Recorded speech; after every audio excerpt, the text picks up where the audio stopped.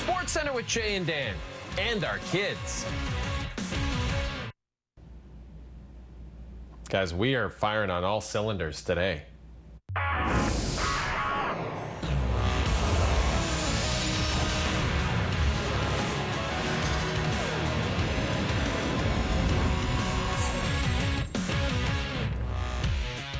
Hey there, Jay and Dan at home, brought to you by our friends at McDonald's. I'm Jay Onright. We're thrilled that you decided to join us for a week of fun because you're getting excited, right? Hockey is so close to returning. We're just 2 weeks away. Now, last week was the first week of training camp, and here's the great news.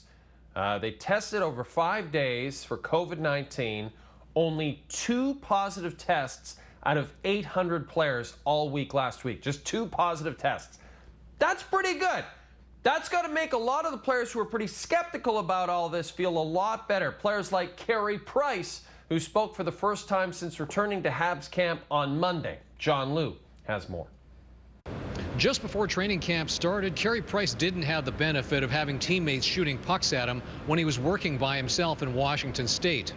But 1 week into Phase 3, Price says he's faced plenty of shots to help him get back into the groove. And no Habs player understands better than Price that getting on a roll will be absolutely essential when trying to pull off the upset against the Pittsburgh Penguins. At the end of the day, we're gonna win and lose as a team, and it's always been like that. I can sway the odds with obviously outstanding play, but at the end of the day, we're all going to need to play over our heads to win. Playing over their heads at even strength and especially short-handed, with Sidney Crosby and Evgeny Malkin leading the Penguins' power play. We could ask them nicely to stay at the hotel for the games, or we can work as a group and take their time and space away. Like all NHL dads at training camps, Price has had plenty of time and space to himself without his family. It's almost a lot like junior hockey. You go to the rink and you go home and you sit on the couch. Obviously, without me having my family here, it's a different lifestyle at this particular time. So I'm watching a lot of movies and FaceTiming a lot. Bachelor life's been an adjustment. It's it's been tough being away from the girls. Obviously, at this time in their lives, they're growing quickly, and Liv is at an age where she definitely understands what's going on and is missing me at home. Because of the unprecedented structure of this postseason, Price says he's approaching it with the same mindset as the 2016 World Cup of Hockey. He's getting ready to sprint right away, although he wouldn't want his Team Canada teammate, Sidney Crosby, to replicate the tournament MVP and scoring leader form from that competition. John Liu, TSN, Brossard, Quebec. And Max Domi took to the ice of the Habs for the first time since training camps reopened. Domi is a diabetic. He was sitting out of camp while contemplating whether he should participate and return to play. As a diabetic, he faces the increased possibility of severe complications if he contracts the virus. He is expected to address the media Tuesday. A little later on in the show, we are going to show you the finalists for this year's Selke Trophy, the best defensive forward. And one of those nominees is not 23-year-old Toronto Maple Leaf Mitch Marner, though perhaps in the future it will be, as our own Mark Masters reports. Mitch Marner has been showing off his well-rounded nature so far at Leafs camp. Just look at Sunday's scrimmage. In the first period, he picked up an assist on Austin Matthews' power play goal. In the second period, he made a beautiful move to set up Ilya Mikheyev's shorthanded tally. And finally, in the third period, he displayed those nifty mitts and made a tremendous move to score an even-strength goal. But where Marner says he craves recognition the most is on the defensive side of the puck, and I asked him where he feels he can improve the most in that aspect. It's always funny. You always see people saying, send him in other people that's supposed to do all that stuff. So, eventually maybe start learning how to take draws more and more and, seeing what happens there. But, I think just as a winger, just making sure you're doing your responsibilities, playing tight to the net. Wondering who you admire in terms of defensive forwards that you've either gone up against or seen in the league? I think O'Reilly. I got the chance to play with him at the Worlds and see how professional he is on the ice. at practice and everything like that. And that's a guy that I think doesn't get as much love as he should. He's a guy that every single night plays his heart out. He does a lot of the things right. He plays every aspect of the game right. The Leafs penalty kill was absolutely torched in the last 2 playoffs against Boston. That group finished 21st in the NHL in the regular season, and Marner, who's on the top unit, says he's determined to help them get better. He says they got to communicate more and do a better job of jumping plays and getting quicker outs. Mark Masters, TSN, Toronto. Well, Mitch Marner mentioned Ryan O'Reilly. He and Patrice Bergeron and Sean Couturier are your nominees for the Selke Trophy this year. Couturier is a first-time finalist. O'Reilly won it last year. Patrice Bergeron's won it 4 times. So this is an interesting contest. Meanwhile, the league also announced the nominees for the Norris. John Carlson of the Capitals led all D-men with 75 points in 69 games. 2018 Norris Trophy winner Victor Hedman. He is now a 3-time finalist for the award. The Lightning defenseman finished with 55 points in 66 games. He was a plus 27. And Roman Josi, the captain of your Nashville Predators, a career-high 16 goals and 65 points for the Preds. 3rd in the league in average ice time per game, just under 26 minutes.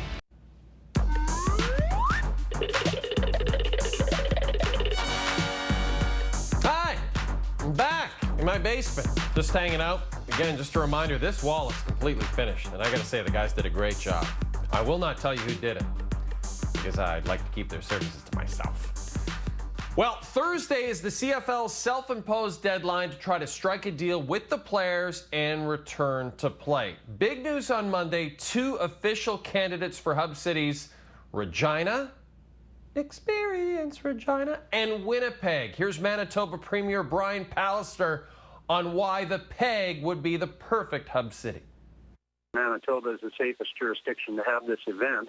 And I can also say that Manitoba remains the friendliest province in the country of Canada. Sometimes these organizations have to determine their own time frames to get to the right conclusion. The right conclusion would be Winnipeg, and the right conclusion would be that the event would be safely held in Manitoba. But the CFL will determine that through their own internal process. I'd say to the CFL, you better get to a yes fairly quickly for Manitoba, because we may have to start moving to recruit some hockey events fairly soon.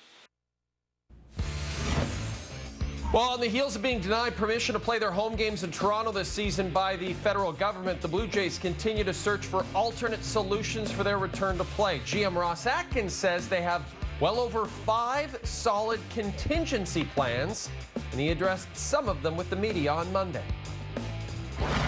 There are several scenarios. One is that we could be in a minor league facility. The most likely there would be Buffalo. 2 is that we're in a major league facility that is obviously not our typical home stadium, but we make it our home stadium with some potential hybrid, with some potential small schedule adjustments that may just, would involve Major League Baseball, would involve obviously, contributions and open-mindedness from other teams. So we're working through all of those alternatives, and we will obviously have a much more extensive update for you when we have a better picture of what's the most realistic. Scott Mitchell, our Blue Jays reporter, joining us now. And Scott, 4 days away until the Blue Jays kick off their 2020 season. 9 days until their home opener. Big problem, though, we don't know where home is going to be for the Jays yet this season. So a lot to figure out with the season just around the corner. Still a whole lot of uncertainty, but slowly but surely kind of inching towards some clarity. You get the federal government's decision on Saturday that Toronto is no longer an option for home games. And today, Ross Atkins outlined that there's at least 5 scenarios in play, and most of them include being in a major league ballpark. That's where the Blue Jays want to be at this point. They want to spend their summer in a big league ballpark with all of the amenities and convenience that comes along with it. But there are issues. The Pittsburgh Pirates at PNC Park is an option. They are on board with the plan and trying to work with the Blue Jays to find common ground. But when you think of the pandemic, you think of social distancing, it's trouble enough to have one big league team in a ballpark, let alone two. So there are some issues to work through. And there's other scenarios on the table, one including a potential hybrid in Washington and Baltimore that would see them play at some games at Camden Yards, some games at Nationals Park.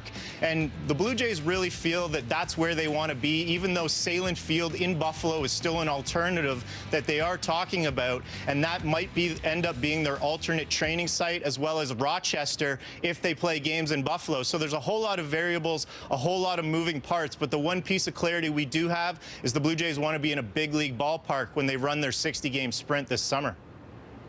And Scott, what about the players? Do they have a preference? Do they have a lot of influence into the decisions that are being made? Yeah, 100%. They're a big driving force in this. And when we talked to Mark Shapiro on Saturday after the federal government's decision, he outlined Salem Field as one of the logical alternatives and really didn't talk much about the big league ballparks. And as he was doing that, Ross Atkins was meeting with players, and many players told him they want to be and they need to be in a big league ballpark for competitive reasons. And the Blue Jays really are outlining two things when it comes to this entire decision. It's player health and what gives them the best chance to win ball games, and everyone is on board with the fact that it's a big league ballpark that's going to be best for everyone, including Major League Baseball. Monday marked the last time the Jays were on the field in Toronto. They're off to Boston for a pair of tune-up games beginning on Tuesday. Scott, thanks for this. Yes, it is going to be a massive day on TSN for Major League Soccer. Here it is, TFC, 8:30 a.m. Eastern Time. If you're working from home, it's a perfect excuse to ignore all those Zoom calls and enjoy some terrific soccer, which will go all the way to the evening, 10:30 p.m. Eastern Time when the Impact face DC United.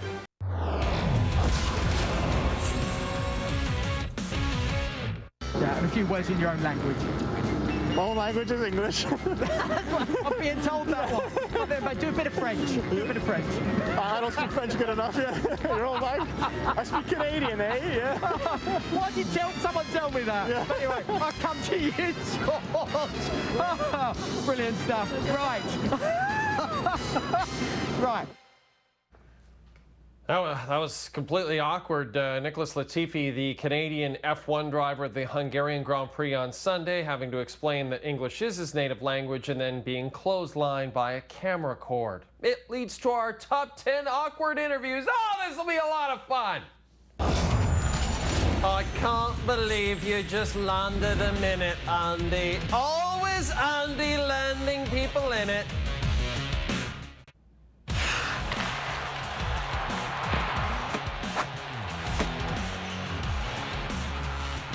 Who Delivered is presented by Mick Delivery here on the Jay and Dan Show. On this day in 1976, Hank Aaron hit his 755th and final career home run. It was a record that stood for 31 years. Hammer and Hank was 42 years old, played in just 85 games that season, and he always delivered.